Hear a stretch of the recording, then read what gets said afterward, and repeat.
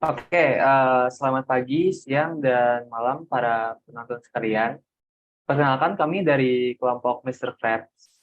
Ada tugas besar 2 strategi algoritma. Kami di sini akan mendemokan dan menjelaskan program yang kami buat, yakni solver dengan algoritma DFS dan BFS untuk persoalan treasure hunting dan maze.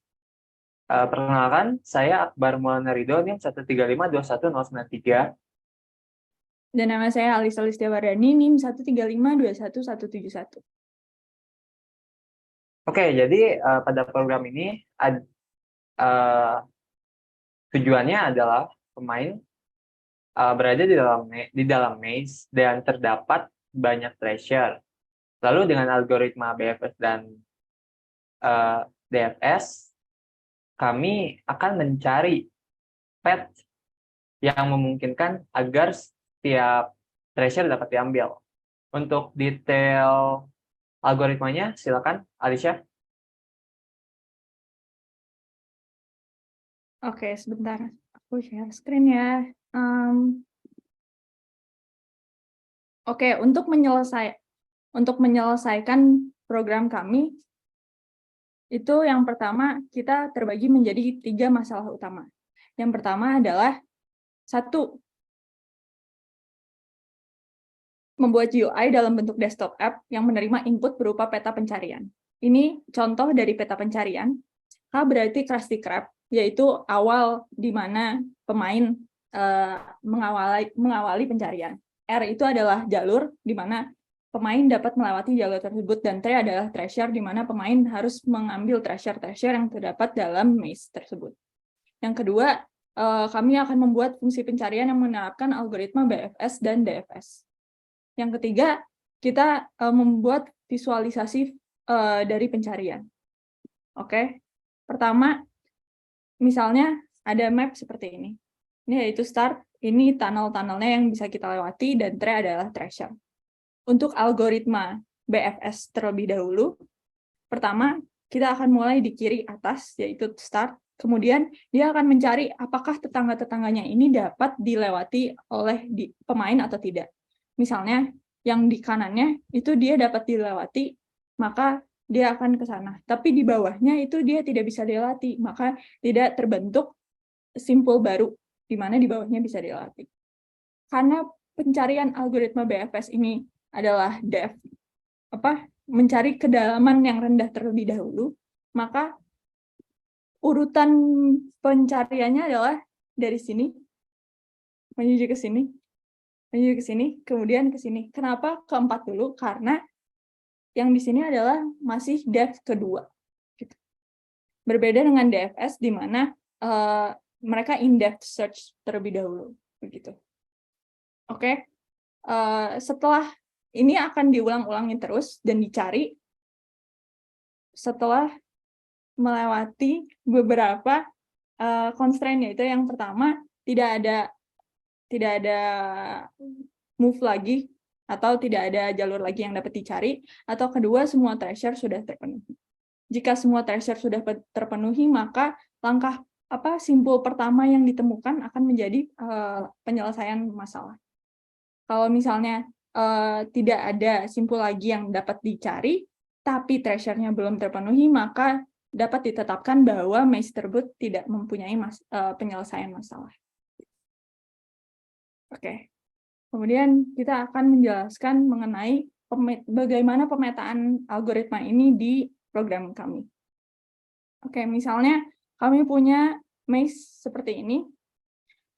BFS akan kita strukturisasi menjadi sebuah struktur data queue, dan DFS menjadi sebuah stack. Dapat dilihat di sini bahwa terdapat perbedaan algoritma antara yang di sini dengan algoritma BFS dan DFS biasa. Kalau yang di sini itu mereka akan terus mencari sampai treasure-nya itu ketemu semuanya. Kalau misalnya tidak ketemu semuanya, maka belum akan selesai. Dan di sini itu bedanya kita memprioritaskan satu, yang pertama adalah simpul yang belum pernah terlewati terlebih dahulu atau yang terlewati paling sedikit. Yang kedua, kemudian kami memilih jalur kanan terlebih dahulu, kemudian kami memilih jalur bawah, kemudian kiri, baru kemudian atas. Begitu skala prioritasnya. Sekarang saya akan menjelaskan sedikit mengenai strukturisasi kodenya. Jadi di program kami ini ada 2 kelas, berapa ya? Nih. Sebenarnya 5 kelas utama untuk membuat ini. Yang pertama adalah root, yang kedua maze map, yang ketiga koordinat, yang keempat BFS, yang kelima DFS. Sisanya adalah kelas-kelas interface yang menghubungkan algoritma tersebut ke GUI. Di kelas koordinat, kami membuat struktur data koordinat yang dapat membantu dalam kemudahan membaca map. Kemudian yang kedua adalah maze map, yaitu struktur data dari map sendiri. Ini bentuknya adalah matriks. Kemudian kami membuat struktur data rute. Rute itu di dalamnya terdapat simpul yang sedang kami kunjungi sekarang dan simpul-simpul yang telah dikunjungi sebelumnya. Kemudian masuk ke algoritmanya. Di sini kami membuat movable, yaitu algoritma apakah dia bisa berpindah ke kanan, kiri, atau atas, atau bawahnya. Dia mengecek kemana dia bisa berpindah. Kemudian available movement itu dia mengecek, ya yang tadi mengecek kanan, kiri, atasnya apakah movable atau tidak. Kemudian at available movement ini meng-add movement-nya ke dalam queue atau stack berdasarkan algoritma. Kalau BFS itu queue, kalau DFS itu stack. Kemudian visit itu berarti dia mengecek dan mengunjungi simpul-simpul tersebut. Nah, kemudian kita solve yang tadi saya sudah bilang, apakah available count-nya lebih dari 0 atau lebih kecil dari treasure gitu. Demikian algoritma dari BFS dan DFS. Sekarang dilanjut teman saya. Oke, selanjutnya untuk GUI itu sendiri, pertama-tama kami memakai framework Avalonia dengan memakai pendekatan MVVM, yaitu model view model. Jadi di main window kami bagi menjadi 2. Ada kiri ini form view, lalu yang kanan ini masih empty. Lalu nanti setelah masukan pengguna selesai dan menekan tombol mulai, tampilan di kiri dan kanan akan berubah. Yang kiri akan berubah menjadi hasil pencarian, dan di kanan adalah visualisasi image-nya. Langsung saja ke contoh tampilannya. Di sini ada beberapa masukan untuk pengguna. Yang pertama adalah pilih file. Lalu ada pilihan algoritma, mau BFS atau DFS. Dan ada opsi tambahan, ini bonus yang kami buat, yaitu menggunakan solusi traveling salesman problem. Dan ini yang terakhir untuk atur kecepatan. Ini kalau misal semakin kanan, kecepatannya semakin cepat. Lalu kalau misal semakin kiri, semakin lambat. Oke, kita ambil contoh salah satu DFS.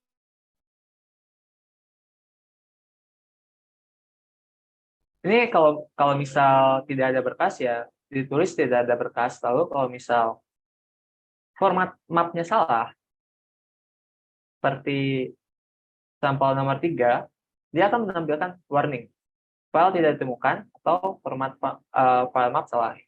Ya ini emang apa ya? Emang digabung errornya. Jadi kalau misal filenya dirasa memang ada, berarti format mapnya salah. Dan ini salah satu contoh. Misalnya kita coba dulu di DFS. Nah, tampilannya seperti tadi lihat di kanan akan langsung dimulai visualisasinya. Jadi kayak proses pencarian rutenya akan ada, bagaimana urutannya. Lalu di kiri ada tampilan algoritma apa yang dipakai dengan TSP atau tidak. Lalu ada berapa langkah itu yang rute ini yang di bawah. Lalu ada berapa simpul yang diperiksa dan waktu eksekusinya berapa lama. Itu untuk DFS. Kita coba lagi untuk BFS.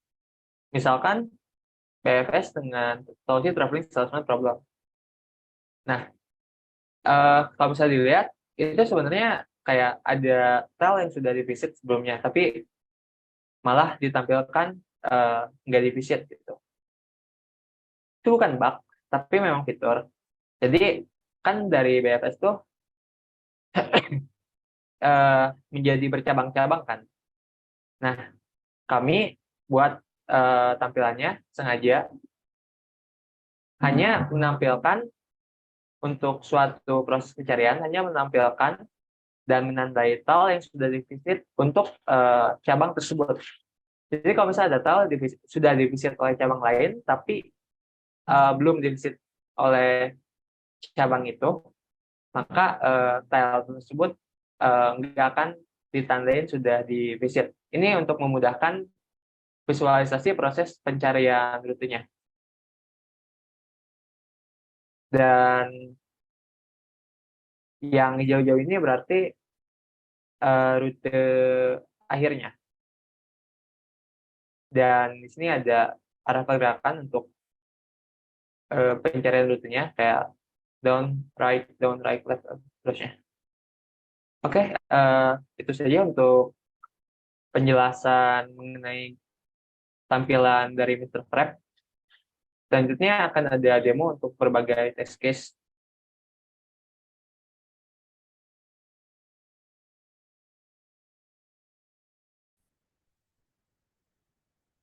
Baik, sekarang saya akan menjelaskan secara singkat mengenai algoritma DFS yang sudah kami buat. Pertama dari atributnya. Jadi kelas DFS ini memiliki beberapa atribut. Yang pertama ada atribut MazeMap, yaitu untuk menyimpan peta yang digunakan dan dipilih oleh user. Kemudian ada result yang akan menjadi hasil akhir. Kemudian ada list of least visited count. Jadi ini kayak konsepnya mirip matrix gitu. Dan dia tuh ngehitung berapa kali sebuah koordinat sudah dikunjungi. Nah, kemudian di sini juga ada route, current route. Terus di sini ada TSP. Dan di sini ada rute yang disimpan dalam bentuk data stack. Nah, DFS ini konstruktornya cuma menerima dua parameter, yaitu MazeMap dan Boolean TSP. Kemudian di sini juga di setup visited count-nya sebanyak 0, semuanya isinya 0. Terus kemudian ada juga metode getResult. GetResult ini tuh untuk mengembalikan result yang dipunya. Kemudian di sini ada metode yang mengembalikan Boolean, yaitu mengembalikan yes, true, atau kalau misalkan C ini bisa digerakin, dan false kalau misalkan C itu tuh bukan tempat yang bisa digerakin. Nah, contohnya di sini C itu tuh akan bernilai Boolean function ini akan bernilai false kalau misalkan areanya itu di luar batas map dan kalau misalkan nilai elemennya itu adalah berupa dirt. Tapi dia tuh akan bernilai true kalau misalkan si C ini merupakan tunnel, treasure, atau misalkan Krusty Krab, yaitu starting point-nya. Nah, kemudian di sini ada prosedur buat menambahkan jumlah visited count dengan nama set visited dan menerima parameter koordinat. Kemudian di sini ada juga metode untuk mendapatkan get visited count. Jadi di sini dia mengembalikan visited count dari sebuah koordinat. Nah, di sini juga ada metode untuk add koordinat, yaitu menerima parameter berupa rute, dan dia tuh akan menambahkan si rute ini ke dalam available dengan metode push yang dimiliki, yang merupakan metode bawaan dari sebuah stack. Nah, di sini ada juga prosedur add available movement. Jadi dia ini di sini dia tuh manggil function available movement. Nah, di sini akan saya jelaskan nanti di bawah dan dia tuh ngurutin menurun gitu. Kenapa menurun? Karena nanti kan yang paling atas itu akan di-push gitu ke bawah. Nah, jadinya yang paling atas tuh harus yang prioritasnya paling kecil gitu. Karena kan stack itu tuh akan melakukannya yang paling atas doang. Nah, di sini di looping dan dia di-push juga ke dalam available. Kemudian di sini ada available movement yang tadi dipanggil. Nah, available movement ini tuh menyimpan data berupa list dari tuple. Tuple itu ada 3, ada integer visited count, ada movement, dan juga ada rute. Nah, di sini bisa dilihat kalau dia tuh ngecek 4 arah mata angin, yaitu yang di sini yang di atas, di sini yang di kiri, di bawah, dan juga di sebelah kanan gitu. Nah, kalau misalkan dia tuh 4-4 yang bisa digerakin, atau misalkan ada salah satu yang bisa digerakin ini bahkan dimasukin ke dalam listnya gitu. Nah, dia akan return listnya yang nanti akan dipakai di add available movement di atas. Kemudian di sini untuk prosedur visitnya. Jadi di prosedur visit, dia tuh akan ngepop stack yang paling atas, kemudian dia tuh bakalan set visited, jadi bakal nambahin visited count dari si current koordinatnya, dan kemudian dia tuh bakal bergerak ke current koordinatnya. Nah, kemudian add available movement itu bahkan ditambahin sama si current route ini gitu. Jadi dia kayak di-push gitu loh ke dalam stack. Nah, terus untuk solve, dia tuh akan melakukan solve ini selama available count itu masih lebih besar dari 0, artinya ada titik yang bisa digerakin, dan kalau misalkan treasure yang dikumpulinnya itu belum sama dengan total treasure yang ada di map. Nah, kalau misalkan udah berhenti loopingnya, terus dicek lagi loopingnya berhenti kenapa nih? Kalau misalkan loopingnya berhenti karena total treasure-nya udah sama, berarti itu tuh bisa dipecahkan. Nah, terus ini tuh dis.tsp itu sebenarnya tergantung user. Kalau misalkan usernya mau ngelakuin TSP, berarti dia tuh bakal ngelakuin looping lagi sampai dia kembali ke Krusty Krab ini elemen awalnya. Nah, terus di sini dia akan di set solve gitu. Mungkin selanjutnya saya akan mencoba untuk mendemonstrasikan beberapa test case.